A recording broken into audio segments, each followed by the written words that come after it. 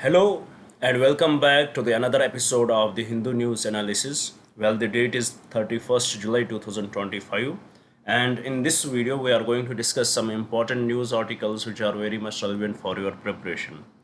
But before we'll start our discussion, I would like to give the brief introduction about this initiative which we had started here from 2nd June, so that if you are new to our channel you will get more connected with us. Basically from 2nd June, we started an initiative by the name Target IAS 2026. Under this initiative, every day we try to upload two videos, one in the morning session or in the afternoon session, which is this video, where we discuss your current affairs.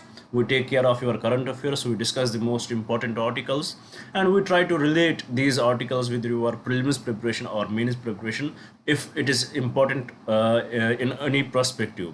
So this is what we do in the first video.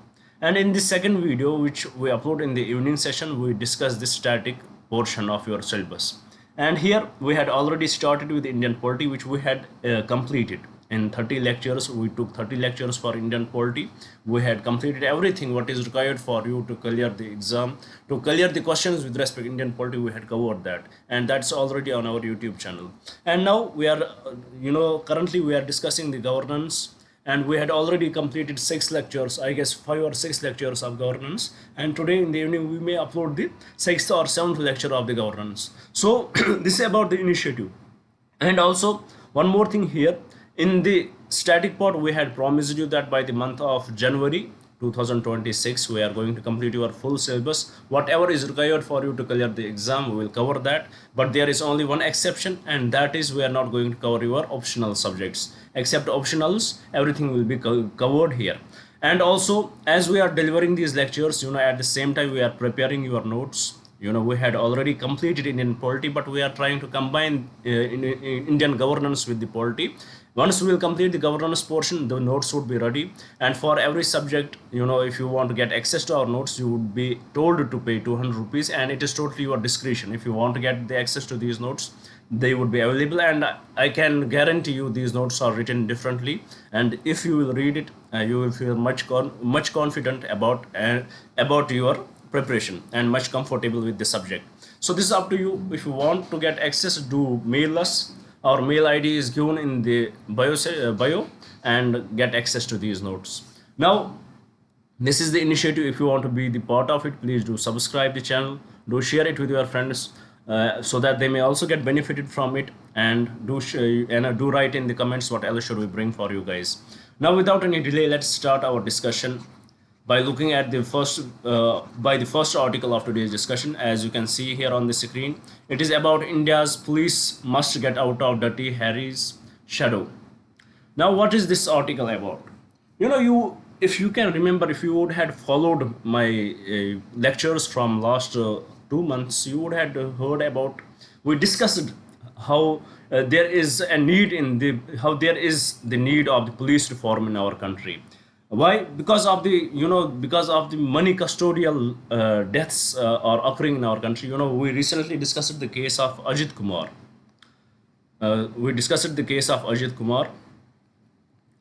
Who died in the custody. He was actually in charge of some temple, and he was alleged that he has stolen something there, and he was arrested, and unfortunately he died into the custody because of the torture from the police. So with respect to him, there are now chants ongoing throughout the country that there should be the police reforms. And if we look at the data, what does the data say about the custodial deaths in our country? The data says that approximately from 2018 till 2024, there are approximately 687 custodial deaths, and these are the reported custodial deaths. What are reported, it is 687, and the actual number may be way beyond that. So this is how many people die into the custodies, and these tortures what the police give them is something which is very much unconstitutional, is something which is not which should not be there. But unfortunately this is something which is celebrated by the people. It is because of the culture which we had adopted in the Bollywood. the movies, what we get attracted to. You would have seen like you would have seen Dabang of Salman Khan.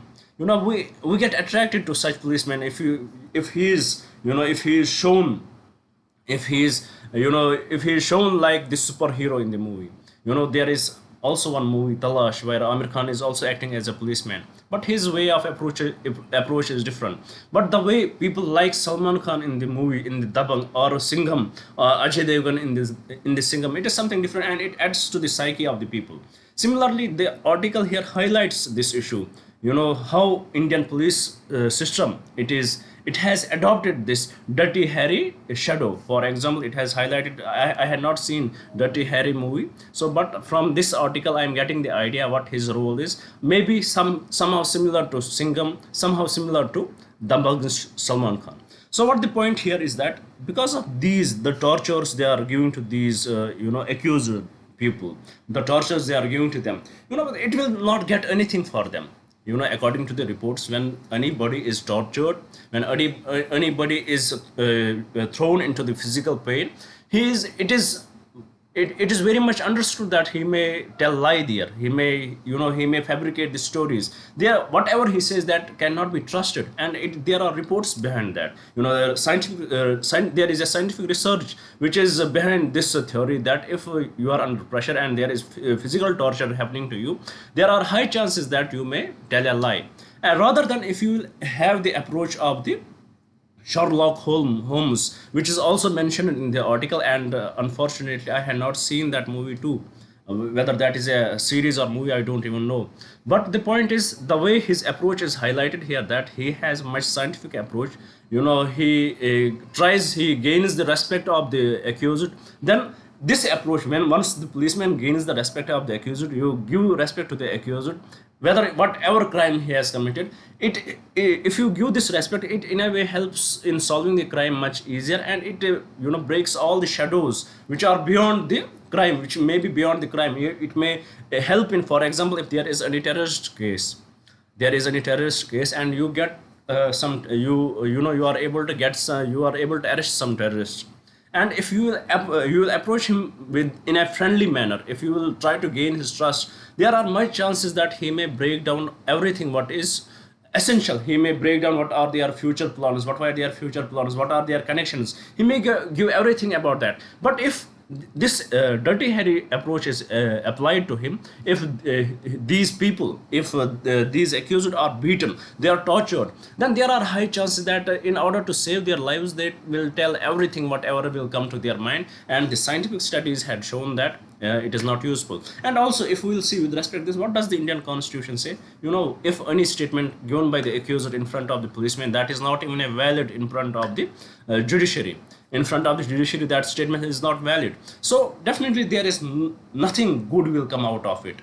Even though it may be temporarily good for the policeman, they may show that they have solved the cases, but eventually it is nothing they can gain from it. The author has highlighted also, there was a case study of the Mumbai, Mumbai shooting in 2006, Mumbai train bombing in 2006. Those people eventually who were accused under this, they had been acquitted by the courts.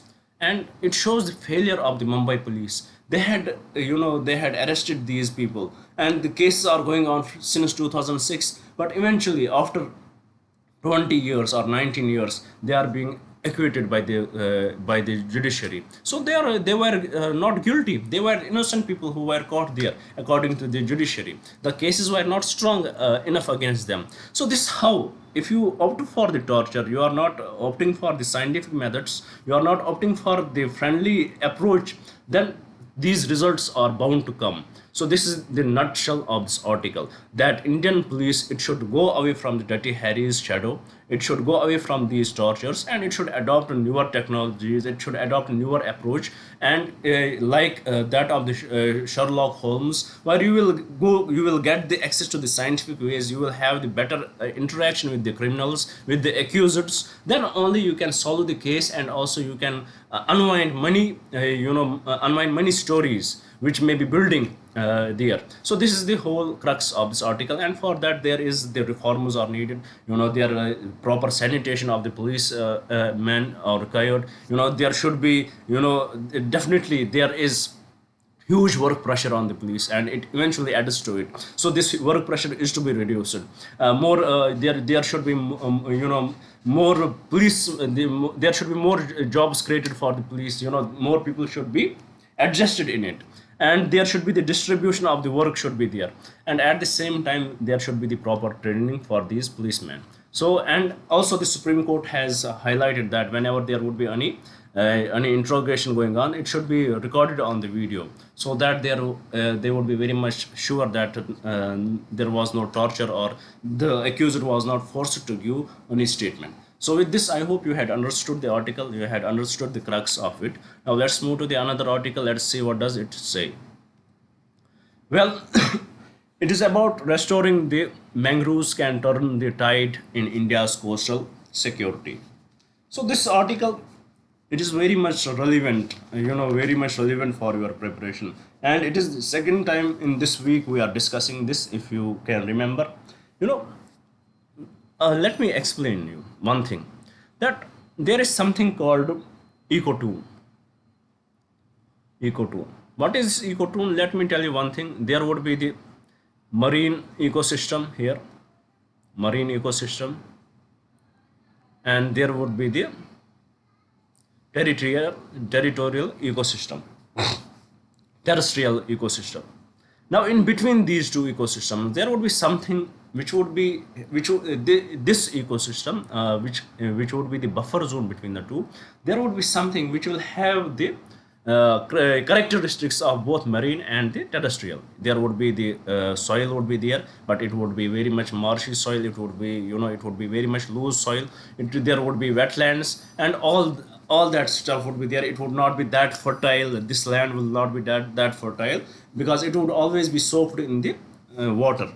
So in this in this ecotone which connects the marine ecosystem and the terrestrial ecosystem, there in this region there is one thing which is very much common, and that is of the mangrove. That thing is of the mangroves, mangrove forests. And these mangrove forests, they had evolved in such a way that in this loose soil, which is not that fertile, they grow in this soil, and at the same time their structures are varying in a very different way. For example, their roots would be, they would be pneumatophores. Their roots, they act as a pneumatophores, that is, roots pop out of the soil. Their roots pop out of the soil, and they breathe, or we can say they breathe directly from the atmosphere, because this soil, it is not rich in oxygen. So their roots come out of the soil and breathe directly from the atmosphere. And the importance of these mangroves is very huge.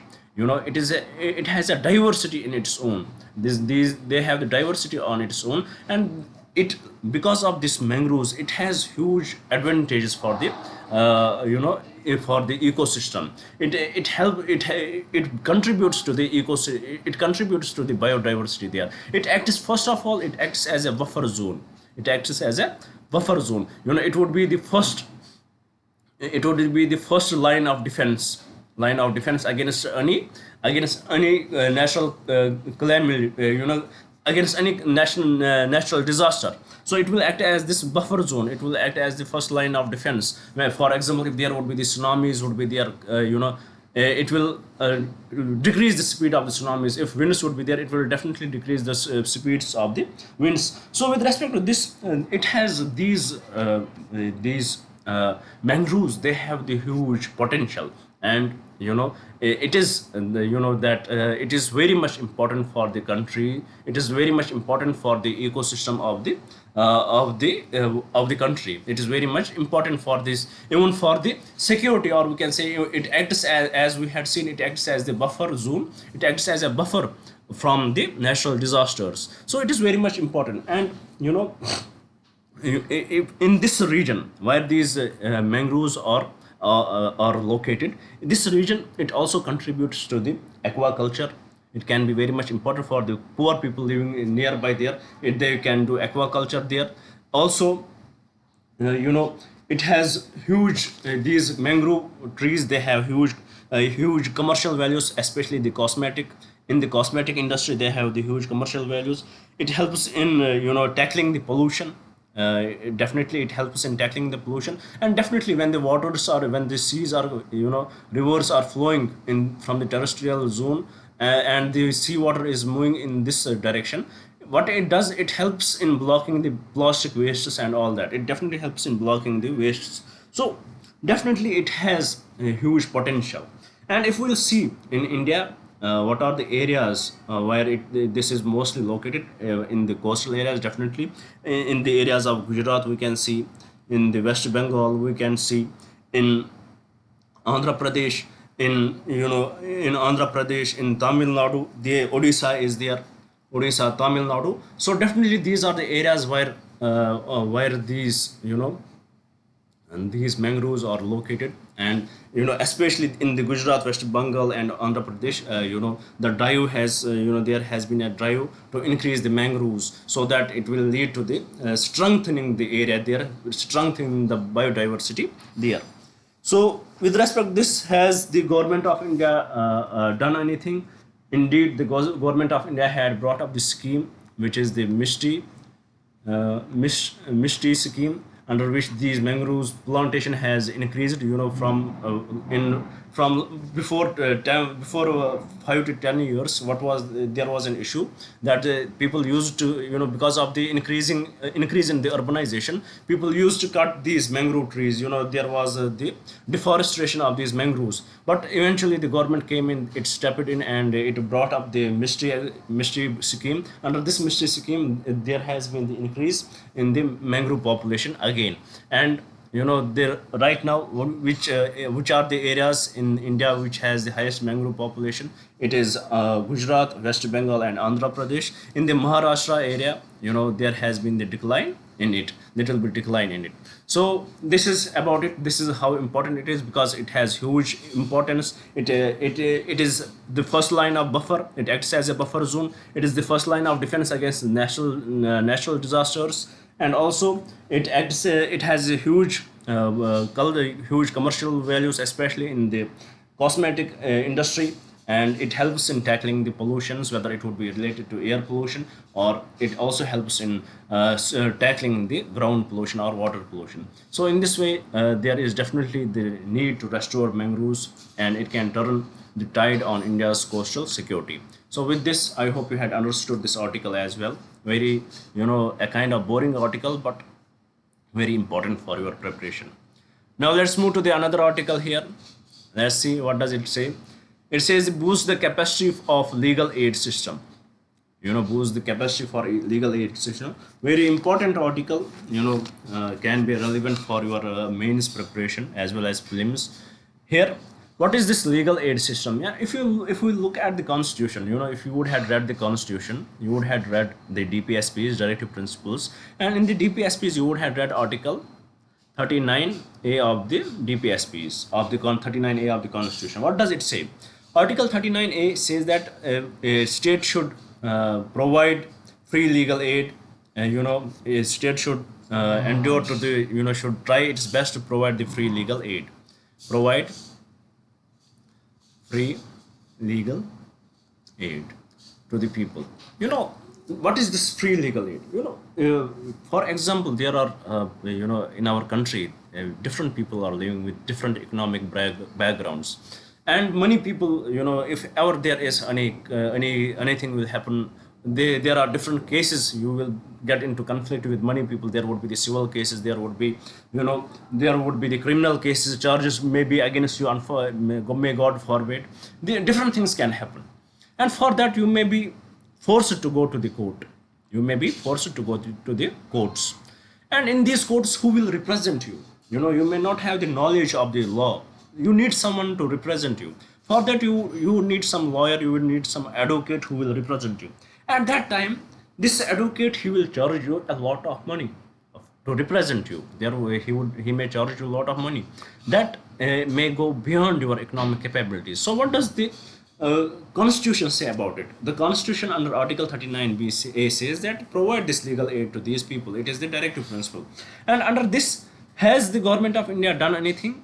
Indeed, the government of India has done. It has brought up the law. Parliament has enacted the Legal Service Authorities Act of 1987.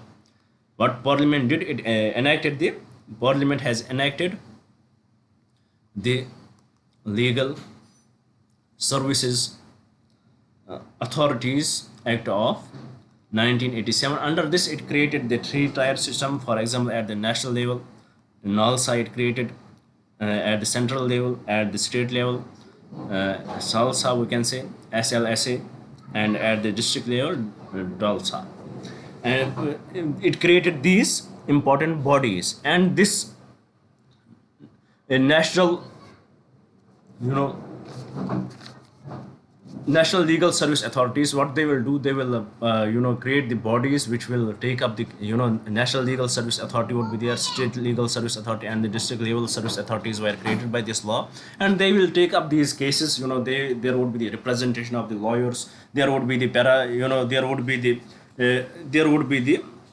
legal support to defenders, defendants. There would be the legal aid defense counsel would be there, and there would be the lawyers who will be, who will represent the cases of the people, the cases of these poor people. But with respect to this, it is not only all about the lawyers. Even though the center has enacted the law, and center created the national legal service authorities and the state legal service authorities and the district level service authorities, but it is eventually what it is about. It is about the knowledge of the people. Do the people in the villages, do they know about it? Do they have idea how they can approach them? And it is all about it. So with respect to this, the government under this act had also created the legal aids. They had created the paralegal volunteers. There would be the paralegal volunteers, and they will go from village to village. They will have the legislative knowledge, they will have this knowledge about the law, and they will contact with the people. They will tell them how to fill the form and how to approach the judges and how they can reach to these lawyers. But with respect to this, there has been the issue with respect to these paralegal authorities. There is the lack of funding, and also in the NALSA and the state legislative, and the state legal authority, there has been issue. And what is that issue? That there has been the lack of funding has been there. Huge. There has been the funding differences had been there. There has been the lack of funding with respect to NALSA and SALSA, and also with respect to state legal services authority, state legal services authority. So with respect to them, lack of funding is there. Government has reduced the budget for that. Even though what would have been the justice budget, only 1% of the justice budget is given to these authorities. And also with respect to these paralegal volunteers, the amount which is granted to them, that is also very low. In some states it is only 250 rupees per day, and for the Kerala they are giving 700 rupees. That is somehow good, but for rest of the states it is very low. So with respect to this, there has been the issue, and they had lost the motivation. These paralegal volunteers, they are losing the motivation in this regard. And so in this way, this article has highlighted that how important is this legal aid, legal service aid, how important it is. But unfortunately, what is happening in our country, that we had created the we had created the ways for it. We had enacted the laws, we had enacted the bodies. We had created them, and they had enacted the ways in which they can connect the people. But because of lack of funding, there are issues coming in this. There are various issues coming in this, that we are not able to connect people to it. And also this providing legal service, legal aid is the fundamental. It is very much fundamental. It is the directive principle that they should be given this legal aid should be given to everyone, even for especially to those people who are not able to afford it. So this is the whole crux of this article. Now let's have a look at the question. What kind of question can be asked from this article? Here the question says, consider the following statements regarding the Legal Service Authority Act. Here the first statement: The primary objective of the Act is to provide free and competent legal services to the weaker sections of the society, correct? The Act mandates the establishment of legal services authority at the national, state, and district levels, correct? Local adults organized under this Act have the power to pass awards that are binding on the parties and deemed to be a decree of a civil code. That is also true. So, with respect to this question, all the three statements are correct. Now, with this, let's move to the another question, another article here. What does the article say? New GDP series to be released on Feb 2027. Feb 27. New GDP series would be released. 2000, Feb 27 2026, and in this, mostly what was in this article, that money base years are to be changed. For example, with respect to GDP, it is base year is 2011 12, so it would be changed to 2022 23. This would be changed. Similarly with respect to the with respect to with respect to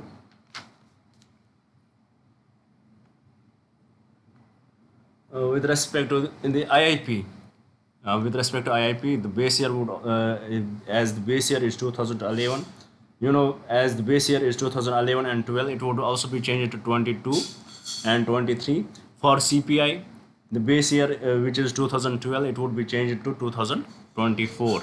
So these base years would be changed, and also in the CPI basket, more goods would be added. More goods would be added, and it is very much necessity. It is very much necessary. Why? Because the economy is changing. The way what we consume, that has changed to the to high degrees. For example, before, if we'll go back to 10 to 20 years, we did not use mobile phones, and at that time we used to have telephones, we may have the typewriters. So definitely the economy is changing, and the figures what we get after that, if we do not change the base years, these are some the results which we get, they do not confirm whether the economy is growing or not. So definitely we need to be updated with respect to it, and that's what we are going to do from the Feb 27 2026. And it is the Ministry of Statistics and Program Implementation. It has highlighted it, Ministry of Statistics and Program Implementation. So with this, let's move to the another article. Let us see what is given here. Well, it is about the UN's report inclusion of TRF, a boost to India's anti-terror drive. TRF, it has been highlighted as the terrorist organization, and UNSC's 1267 sanctions committee has given, has listed it as the terrorist organization. So here, what do we need to know about the UNSC 1267 sanctions committee, and that we will understand through this question. Here the question says, consider the following statements regarding the United Nations Security Council 1267 Sanctions Committee. First, it was initially established to impose sanctions against Al-Qaeda and associated individuals and entities. No, it was created in 1999, and its initially it was established to impose sanctions on Taliban, not Al-Qaeda. Then it was added to Al-Qaeda, then Jaish, and various other sects of these extremist groups. Then second statement, all decisions of the committee, including the adoption of monitoring team reports, are taken by the consensus among the members. That is also true. And it is UNSC members, United Nations Security Council members, in which there are 5 permanent members and 9 temporary members, that we can say. Then the third statement, the committee maintains a consolidated list of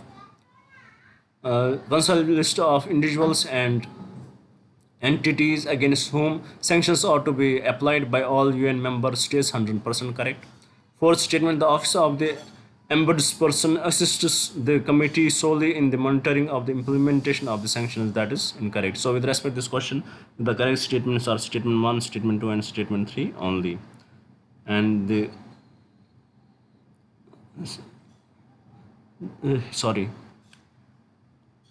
statement 1 is correct, was established. Enough, statement 1 is incorrect. Statement 2 and 3, statement 2, decisions of the committee including adopted monitoring are taken by the consensus among the, this is true. Statement 3 is correct, and statement 4 is incorrect. So correct statement answer would be option B, that is 2 and 3 only. Now with this, let's move to the last article. Well, it is about the Trump's imposition of tariffs, 25% tariffs on India. It seems that there were trade talks going on between India and USA.